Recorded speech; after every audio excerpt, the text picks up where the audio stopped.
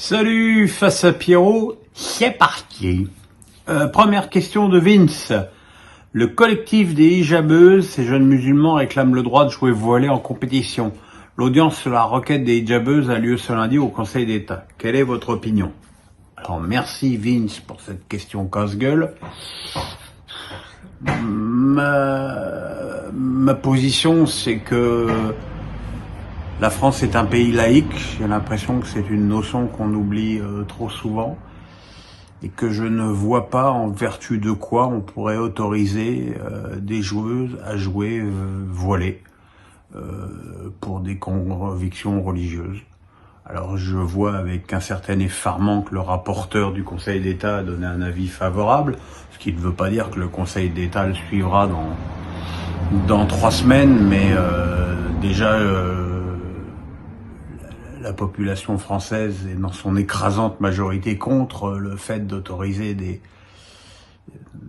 joueuses à pratiquer le football de façon voilée. Je rappelle aussi qu'il y a des pays où il y a des femmes qui meurent pour pouvoir enlever ce voile. Voilà. Et ceux qui me disent ouais, alors ceux qui rentrent sur le terrain qui font leur signe de croix, ça n'a pas de problème. Voilà, je vois des tas de musulmans entrer sur le terrain et faire des gestes de prière et ça pose pas de problème non plus. Jouer voilé, je suis désolé, pour moi ça pose un très gros problème. Allez, on va parler foot. Bonjour Pierre, me demande Antonio Mendoza. Bonjour Pierre, ne pensez-vous pas que le PSG devrait recruter uniquement des joueurs français? Non. Non, parce que ça n'a pas de sens. À un moment de la saison, il a semblé que le PSG avait une sorte de projet de recruter des joueurs issus de l'Île-de-France. Le problème, c'est que le PSG, c'est un peu le pigeon de l'Europe. Et dès que le PSG s'intéresse à un joueur, son prix se multiplie comme par enchantement par 2. Quand j'entends qu'il faut débourser 50 ou 60 millions pour faire revenir Moussa Diaby, les bras m'en tombent. Je trouve que c'est un très bon joueur, Diaby, le problème n'est pas là, mais pas 60 millions, c'est impossible. Pas 100 millions pour Kolo Muani, c'est pareil, voilà, donc il faut recruter les meilleurs joueurs possibles au meilleur prix possible, comme tous les clubs d'Europe. Ben Le Sport. Salut, en toute impartialité, quel est pour toi le meilleur consultant foot TV, toutes chaînes confondues? J'aime beaucoup Mathieu Bonnemère et Ludovico Bragnac, personnellement. Je trouve que ils sortent un petit peu des sentiers battus, ils essayent pas d'étaler leur savoir technique et tactique. Ils apportent des petites touches intéressantes et puis voilà, Bonnemère a beaucoup d'humour et Aubragnac a des petites piques que je ne retrouve malheureusement pas chez beaucoup de consultants, toutes chaînes confondues. Jackie Boy me dit avec le rachat du Racing, Frédéric Antonetti va-t-il forcément sauter? Le problème avec Strasbourg, c'est comme tout le monde le sait, je suis très ami, le président est mon meilleur ami, donc il est évident que j'ai accès à des informations que les autres n'ont pas, mais du coup, comme c'est mon meilleur ami qui me parle en toute confidentialité, ça ne devient plus des infos, ça devient... ce que je peux vous dire sans rien trahir, c'est que les informations qui ont pu sortir, notamment au journal L'Équipe, comme quoi Frédéric Antonetti était sur la sellette, sont totalement fausses, que son nom n'a même pas été prononcé par les propriétaires américains. Ce que je sais en revanche, c'est que Fred, de son côté, n'est pas très rassuré par l'arrivée de ces investisseurs étrangers. Ça rentre pas dans son mode de fonctionnement, peut-être un petit peu archaïque, et il se pose des questions. Donc voilà, il va falloir que tout le monde se pose des questions, le club et Fred, et qu'une décision soit prise en bonne intelligence de part et d'autre. Mais c'est absolument faux de dire que les nouveaux propriétaires du Racing ont coupé la tête de Fred Antonetti. Tom Cousin me dit « Bonjour Pierre, que pensez-vous des prix exorbitants des JO 2024 ?» Alors déjà que exorbitant est bien le mot qui convient. Rien ne me plaît dans l'organisation de ces JO. Ça a commencé avec le fait que le karaté n'y soit pas. Je pense que le fait qu'un sport aussi important que le karaté ne soit pas aux Jeux Olympiques est un pur scandale.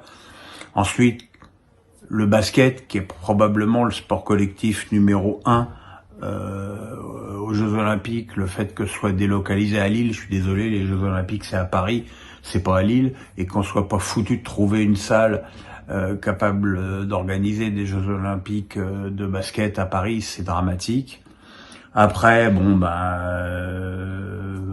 tous les Parisiens ou anciens Parisiens comme moi imaginent très bien le désastre que va devenir la ville de Paris pendant ces Jeux Olympiques, où tout sera fermé, où on ne pourra plus rouler nulle part. Enfin, ça va être une catastrophe absolue. Et le prix des places, alors je sais bien que dans les tribunes, il y aura aussi beaucoup d'étrangers qui vont venir à Paris en pensant vivre un événement, les pauvres. Ils vont connaître la joie des transports en commun et des bouchons. On est loin de la compétition populaire à annoncer, et c'est vraiment dommage. Et puis je vous avoue une vraie inquiétude concernant l'organisation de ces JO. Alex Nissa du 06 me dit on est fin juin et Monaco n'a toujours pas d'entraîneur à une semaine de la reprise. Est-ce que c'est surprenant? Il n'y a plus grand chose qui me surprenne du côté de Monaco. Depuis que Vassiliev est parti, le projet est va totalement à volo. On achète des jeunes très chers, on revend des jeunes très chers aussi.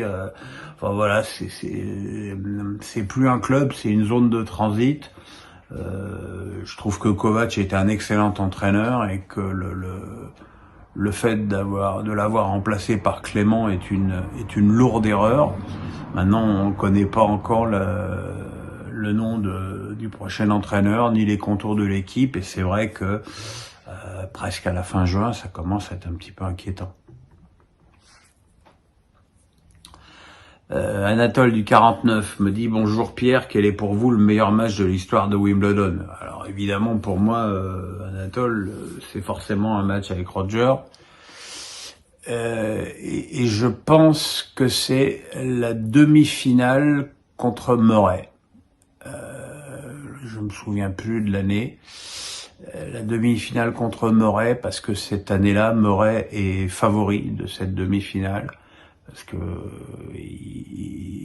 il marche sur l'eau, sur gazon, et Roger a sorti une masterclass exceptionnelle pour le battre en 3-7. Ça a été un match sublime, et voilà, c'est pour moi le plus beau match. Évidemment, la finale Djokovic-Federer a été magnifique. Malheureusement, Federer l'a perdu sur 3 tie-breaks. Olivier RF, alors là on est dans la partie tennis de Face à Pierrot. Comment vois-tu l'évolution du tennis masculin et féminin avec l'arrivée des petits jeunes comme Alcaraz, Zeroulia et compagnie? C'est tout de même assez aseptisé. Gros frappeurs du front du court, peu de serveurs volleyeurs. Ouais, enfin c'est quand même pas très nouveau, des gros frappeurs du fond du court. Je veux dire, si t'enlèves Federer, il te reste Djokovic, Murray et Nadal, qui sont déjà 3 frappeurs du fond du court. Donc voilà, moi je crois beaucoup tennistiquement à Alcaraz, parce que je trouve qu'il a une vraie main. Et il est très doué pour les amortis, il a une bonne volée. Je pense que c'est un jeu qui pourra, au fil du temps, de plus en plus se porter vers l'avant. Les questions que je me pose avec lui sont plus sur son physique, parce qu'il pète quand même assez souvent. Rune aussi a beaucoup de talent, mais il a un caractère épouvantable. Donc voilà, je suis paradoxalement un petit peu moins inquiet pour l'avenir du tennis aujourd'hui que lorsque je voyais Federer et Nadal arriver au crépuscule de leur carrière.